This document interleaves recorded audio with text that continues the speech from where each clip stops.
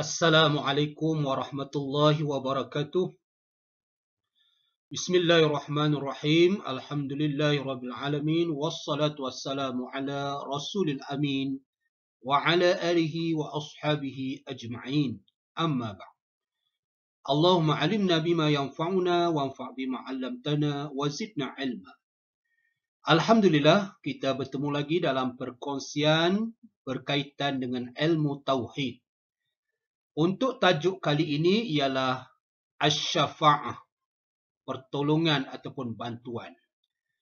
Melalui perkongsian kali ini, pembahasannya ialah berkaitan dengan pengertian syafa'ah, dalil-dalil kewujudan syafa'ah dan juga syafaat Nabi sallallahu alaihi wasallam.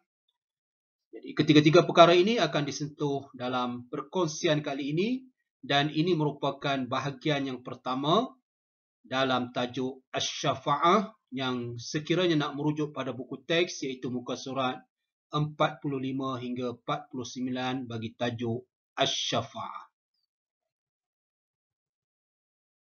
Baiklah, kita mulakan dengan isi pengertian syafa'ah ataupun ta'rifus syafa'ah. Jadi ada dua aspek dari sudut bahasa iaitu lughatan ataupun fil lughati, bermakna al-wasilatu wat-talab. Dua perkataan saja mudah dihafal ya. Al-wasilatu wat-talab. Perantaraan dan permintaan. Itu dari sudut bahasa. Manakala syafa'ah fil istilah ataupun istilahan su'alul khair minal ghair. Iaitu permohonan, permintaan kebaikan daripada pihak lain. Itu nama dia syafa'ah. Melalui nas-nas yang ada, kadang-kadang syafa'ah dinisbahkan ataupun disandarkan kepada Allah. Ada juga di tempat yang lain, syafa'ah itu disandarkan kepada para nabi, terutamanya kepada Nabi Muhammad sallallahu alaihi wasallam. Dalam ayat ini Allah berfirman, "Qul lillahi syafa'atu jami'a." Di sini syafaat disandarkan kepada Allah. Oleh demikian, perkataan syafa'ah itu bermaksud apa? Maka huraian dia maknahu iaitu makna qaulullah. Maknahu dalam kitab tu, dalam buku teks dia ada maknahu, maksudnya dhamir tu kembali kepada qaulullah. Firman Allah tersebut bermakna qabulus syafa'ati awil afwi. Maknanya bagi Allah penerimaan ataupun makbul, menerima permohonan pertolongan ataupun kemaafan. Itu maksud ayat ini. Maksudnya Allah lah yang mempunyai perkenan ataupun yang berhak memperkenankan permohonan pertolongan ataupun kemaafan. Di dalam muka surat 45, dalam perenggan yang menceritakan tentang syafa'ah yang disandarkan kepada Allah ini juga, secara mafhumnya terdapat dua syarat bagi perkenan permohonan syafa'ah ataupun perkenan Allah memakbulkan permohonan pertolongan itu. Ada dua syaratnya, iaitu yang pertama, i'tiraf bil wahdaniyatillah. Ini syarat yang pertama. Untuk Allah memperkenankan sesuatu syafa'ah itu, iaitu memohon pertolongan itu, seseorang itu mestilah melengkapi syarat mengiktiraf dengan keesaan Allah. I'tiraf bi wahdaniyatillah. Yang kedua, i'tirafu bi risalatir Rasul sallallahu alaihi wasallam. Yang kedua, seseorang yang ingin Allah perkenankan syafaat perlu ataupun wajib mengiktiraf, mengakui dengan kerasulan Nabi Muhammad sallallahu alaihi wasallam. Itulah dua syarat yang disebut dalam perenggan yang terdapat pada muka surat 45 tersebut. Ya. Kemungkinan soalan dia akan tanya, apakah syarat ataupun apakah perkara yang memungkinkan Allah menerima syafaat sesuatu ataupun seseorang. Begitu juga syarat itu adalah berdasarkan kepada firman Allah Subhanahu wa taala yang berfirman, innallaha la yaghfiru ay yushraka bihi wa yaghfiru ma duna zalika liman yasha. Di sini ayat Allah Subhanahu wa taala menyebut Allah tidak akan mengampuni sesiapa yang mensyirikkan Allah. Tetapi tengok ni ayat selepas ini Allah menyebut Allah akan mengampuni selain daripada dosa-dosa selain daripada dosa syirik. Oleh demikian, mafhum ayat ini menunjukkan bahawa syarat untuk Allah menerima kemaafan ataupun permohonan untuk bantuan dan sebagainya, syaratnya mestilah tidak mensyirikkan Allah. Yang dikatakan i'tiraf biwahdaniyatillah. Ya.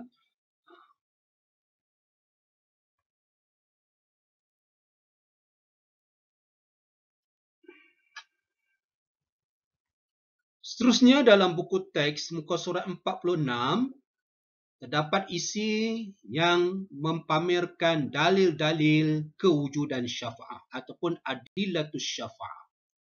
Jadi kewujudan syafa'ah ni bersumberkan dalil yang ada dalam Al-Quran dan juga As-Sunnah Nabi SAW. Cuma yang dikemukakan dalam buku teks tu ada tiga dalil yang menunjukkan bahawa syafaat itu memang wujud. Saya ambil salah satunya ialah surah Taha ayat 109. Yauma idzin la tanfa'u syafa'ah illa man azina lahur rahman wa radiya lahu qawla. Di sini Allah sebut tidak memberi manfaat apa-apa syafaat melainkan mereka yang Allah izinkan. Maksudnya syafaat itu wujud ataupun syafaah itu wujud bagi sesiapa yang Allah izinkan. Itu menunjukkan bahawa syafaat wujud. Ya. Begitu juga dua lagi ayat yang ada dalam buku teks tersebut boleh dihafal dan pilihlah mana-mana salah satu untuk soalan dalil bagi kewujudan syafaat. Kemudian isi seterusnya ialah berkaitan dengan syafaat Nabi sallallahu alaihi wasallam. Apakah yang dikatakan syafaatun Nabi sallallahu alaihi wasallam? Dalam paparan yang lepas, syafaat yang disandarkan kepada Allah adalah bermaksud Allah memperkenankan qabulus syafaat. Tapi kalau syafaat disandarkan kepada Nabi, apa makna dia? Kita akan lihat dalam perbincangan ini. Waqad tunsabu ila Nabi sallallahu alaihi wasallam. Kadang-kadang syafaat ini disandarkan kepada Nabi Muhammad sallallahu alaihi wasallam wa tukhtassu bihi dan dikhususkan kepada Nabi sallallahu alaihi wasallam. Apakah syafaat tersebut? Jawapan dia ialah syafaatul uzma. Yang syafaat bentuk ini hanya khusus kepada Nabi Muhammad sallallahu alaihi wasallam. Dinamakan syafaatul uzma. Di sini boleh juga dikeluarkan soalan. Mungkin soalan dia akan tanya, apakah syafaat yang dikhususkan kepada Nabi Muhammad sallallahu alaihi wasallam? Maka jawapan dia ialah syafaatul uzma. Dan kadang-kadang waqad takunu syafa'atu lahu wa li ghairihi minal anbiya'i was salihin.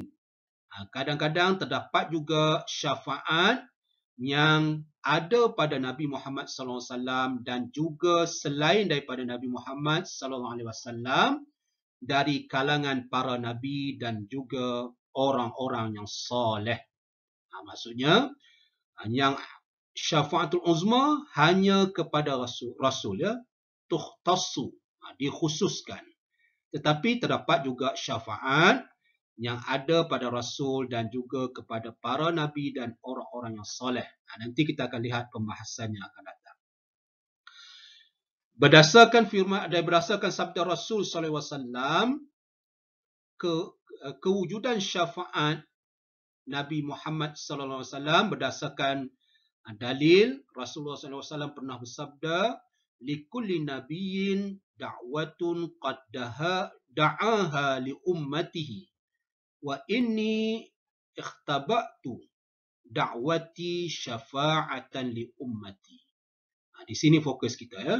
Sesungguhnya aku telah menyimpan doaku untuk dijadikan syafaat kepada umatku.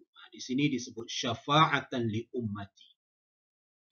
Begitu juga dalam hadis yang lain yang diriwayatkan oleh di hadis tadi ialah diriwayatkan oleh Bukhari dan Muslim daripada Anas radhiyallahu anhu. Begitu juga Nabi sallallahu alaihi wasallam pernah menyebut annahu u'tiya khamsan lam yu'tahunna ahadun qablahu wa minha syafa'ah. Rasulullah pernah menceritakan bahawa dia diberikan 5 perkara yang tidak diberikan oleh sesiapa pun sebelumnya. Di antaranya ialah syafa'ah. Jadi berdasarkan daripada 2 hadis ini, sabitlah syafaat Nabi sallallahu alaihi wasallam. Yang paling utama, yang khusus kepada Nabi ialah dinamakan syafa'atul uzma. Kemudian masih lagi pada muka surat 46 terdapat istilah-istilah yang perlu diambil perhatian. Ini juga penting kerana dia ada potensi untuk dijadikan soalan, iaitu di perenggan wasyafi'u. Apa makna istilah syafi'? Asy-syafi'u huwa talabul khairi minal ghair. Lil ghair. Begitu juga ada istilah musyaffa'.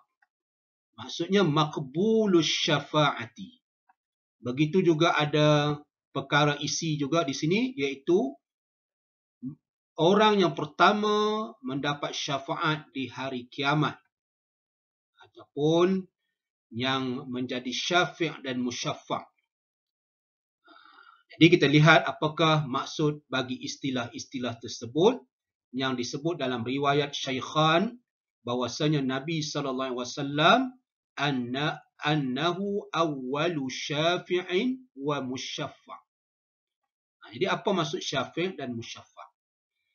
Istilah syafi' ialah, ini kena hafal lah, huwa talibul khairi minal ghair lil ghair.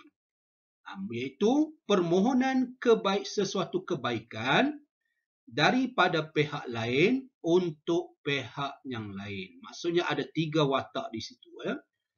Permohonan daripada A ke B untuk tujuannya kebaikan tu dapat kepada C. Kalau dalam konteks syafaat Nabi ialah Nabi memohon kepada Allah untuk kebaikan umat manusia. Itu dinamakan syafi'. Nabi Muhammad, contoh tu Nabi Muhammad dinamakan syafi' kerana dialah yang memohon kepada Allah. Mohon apa? Memohon kebaikan untuk siapa? Untuk umat manusia keseluruhannya. Itu Nabi Muhammad digelar sebagai syafi'. Iaitu apa makna syafi'? Talabul khair minal ghair ila lil ghair. Begitu juga musyaffa'. Maksud musyaffa' ialah maqbulus syafa'ah. Diperkenankan syafaat tu. Permohonan pertolongan tu diperkenankan. Maka dinamakan musyaffa'. Nabi Muhammad selain daripada syafi', dia juga musyaffa' kerana apa? Dia adalah musyaffa' kerana Nabi Muhammad permohonan syafaat dia tu diperkenankan. Oleh sebab tu Nabi Muhammad dipanggil musyaffa'. Iaitu kita dah tahu ketika pada mahsyar, ketika manusia berhadapan situasi yang begitu dahsyat, manusia bertemu dengan pelbagai nabi, bermula dari Nabi Adam dan juga nabi-nabi ulul azmi, masing-masing memohon kemaafan dan tidak dapat memberi syafaat untuk memulakan perhitungan ataupun hisab.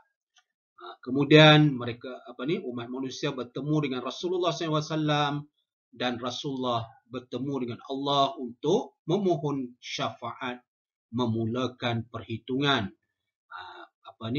sama ada dimasukkan dalam syurga ataupun neraka.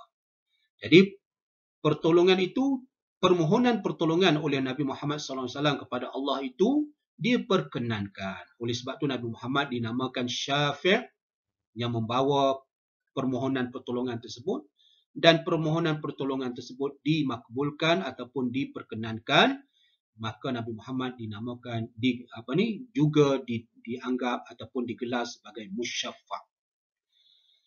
Jadi kalau ada soalan tanya, siapakah awwalu syafi' wal musyaffa'? Siapakah orang yang pertama membawa permohonan kebaikan untuk orang lain, syafi', dan juga permohonan tersebut diperkenankan? Jawapannya ialah Nabi Yuna Muhammad sallallahu alaihi wasallam. Nabi Muhammad lah orang yang pertama memohon kebaikan untuk orang lain, kebaikan kepada Allah untuk umat dia, maka dia dinamakan syafi', dan Nabi Muhammad jugalah yang permohonan syafaahnya diperkenankan oleh Allah, maka dia digelar ataupun dinamakan musyaffa'. Maka bertepatanlah apa yang telah diriwayatkan oleh Syaikhan, iaitu Bukhari dan Muslim, annahu awwalu syafi'in wa musyaffa'. Itu isi-isi yang ada dalam paparan ini ataupun pada muka surat 46, yang perlu diambil perhatian istilah-istilah tersebut dan siapakah yang mendapat gelaran-gelaran tersebut. Wallahu alam. Untuk bahagian yang pertama, insya-Allah dalam perkongsian yang akan datang kita akan melihat jenis-jenis syafa'ah dan juga pembahasan ataupun pendapat-pendapat dalam kumpulan-kumpulan Islam berkaitan dengan syafa'ah. Begitu juga ada keraguan-keraguan yang ditimbulkan dan bagaimana kita nak menolak. Semuanya kita akan dapati melalui perkongsian yang akan datang, insya-Allah. Untuk setakat ini saya ucapkan jazakumullah khairan katsira. Semoga perkongsian ini bermanfaat. Wa ilal liqa. Assalamualaikum warahmatullahi wabarakatuh.